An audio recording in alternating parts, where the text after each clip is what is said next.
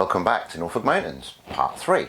This is going to be a lockdown special. We can't go out and film, so what we've done, we've put together some clips and we're going to show you where our research started last year.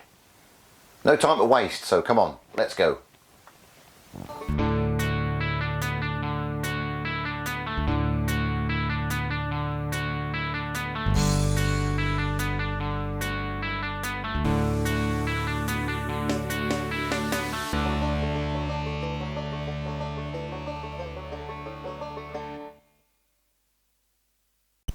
In this episode we're going to put together some of the clips of last year, the museums that we visited, the research that was done and where it all began.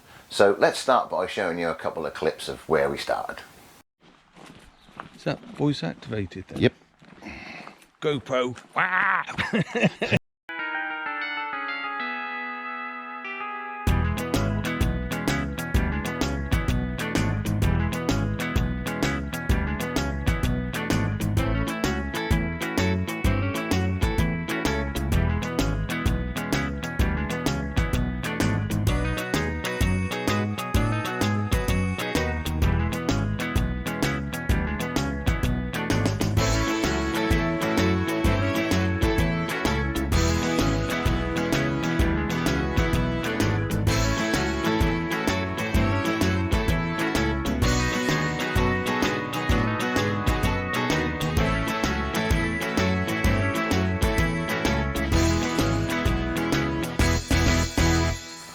Ironically, our first visit to a museum was over the border in Cambridge. We went to Wisbech to the Fenland Aviation Museum.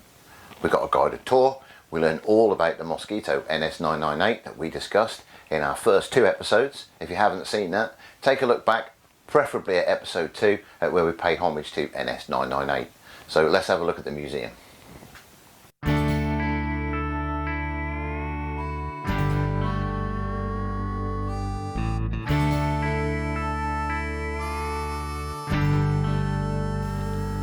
While we're on the very important subject of museums, they're going to need your support as soon as lockdown is lifted. They're all struggling for money.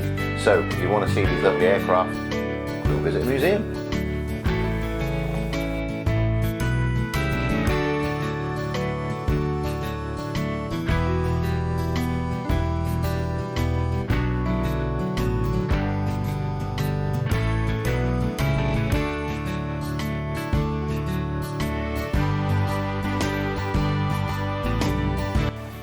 Find a museum on the web, www.fenlandaviationmuseum.org.uk, and I will put that just about here somewhere.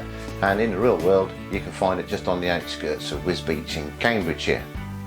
Lovely friendly place, £3 for adults to get in, and they even let you inside some of the exhibits. Also, as I said before, they've got the remnants of NS998 here that was dug up on the Wash. Our next museum is the Norfolk and Suffolk Aviation Museum, which you can find just outside of Norwich, and you'll see it on the internet at www.aviationmuseum.net, and again I'll put that up around about here somewhere. Great volunteers, very friendly, lovely shop. Now it's free entry, so while you're there, buy a t-shirt and let the money go to the upkeep of the museum. They've got some great exhibits. F4 Phantom sat outside is absolutely gorgeous, and there's also a Mark 1 Bloodhound missile battery there, so that was great. We went here to research the Q sites, and if you don't know what a Q site is, they were placed around large towns and cities to try and take fire away from the town or the city. So pop along there, have a look, free entry, so buy a t-shirt.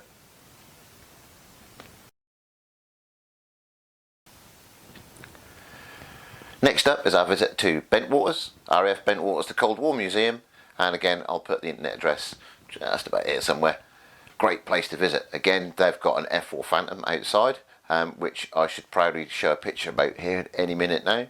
An A10, there is a Harrier, a couple of police cars up near the cafe area, and then off we go to the HAS, the Hardened Aircraft Shelter, to have a look at the workshop, and in there they've got the Jag and they've got the Lightning. Got really close to the Lightning, had a look in the cockpit. They set all the cockpit night lights up on it, and we had just missed the fast run of the Jag. So if you're interested in the Jaguars, Cold War, RAF Coltshaw, all of that sort of stuff, then Bentwaters is the place to be when it reopens.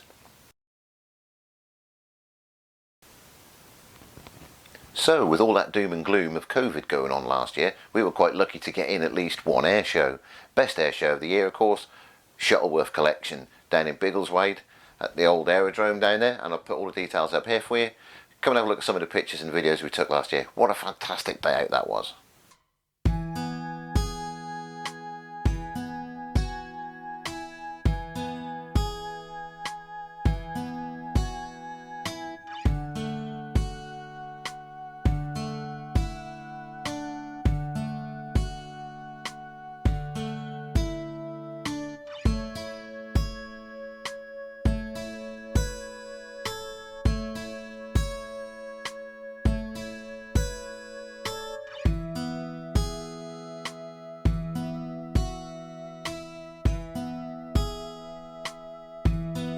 Spoiler alert, we're not just here to take photographs, we're researching the Avro 504.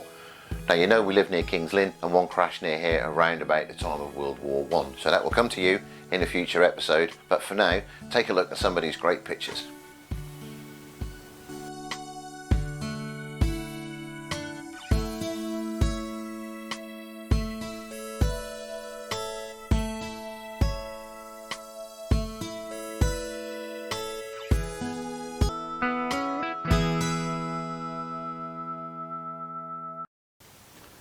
Andy was lucky enough to get up to Yorkshire Air Museum, again the address will appear here, and he got to meet Douglas Petty. Now Douglas had been on 31 missions on Halifaxes and Lancs, so he's a very experienced bomber boy. He also told Andy's favourite story of the year, which we will relay in a later episode. He also gave us some interesting information on working with the Canadians. So look forward to that in a future episode, and here's Douglas. Firing cannon and just fly underneath you and shoot you from underneath. And of course, when you look at that, you had no protection underneath. Yeah. There was a story Dad told me a while ago that, you know, sometimes he just makes you stop and think. Yeah. And he was saying with these aircraft, because they were four-engined and payloads and things, they used to fly at a certain height, but then the Americans were, twin-engined aircraft, much lighter, could fly higher. And when they had the order for bombs away, the bombs dropped through these and took these out of the skies. Really? Yeah, because they were all just out in a bunch. And the higher aircraft just dropped the bombs down. There was a Lancaster, came back to Leeming with a bomb hole and the tail gunner just sort of hanging on the end, and it landed safely. The crew survived, and King George brought the two princesses up to have a look at it. People often ask us why we use the tagline flat earth, flat light, and that's because our little in-joke is that every time we go out, the light is flat and grey. So it would come as no surprise then that one of the worst shoots of the year was at RAF Duxford, when it was flat, grey, wet, cold, windy, everything you could think of, it was there. So a lot of indoor photographs were done that day.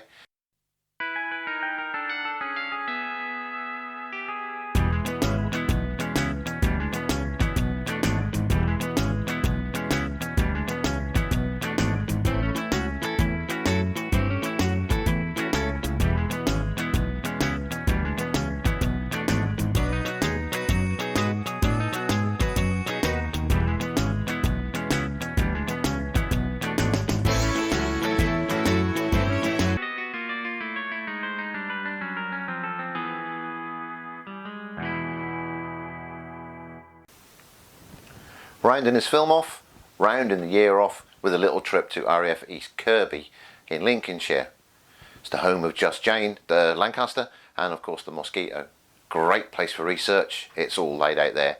We've got a couple of stories from RAF Downham Market, and they'll be coming to you in a video later on in the year. We're just desperate to get out and film. So come on, Mr. Prime Minister, lift this lockdown, let us go, let us get out and film.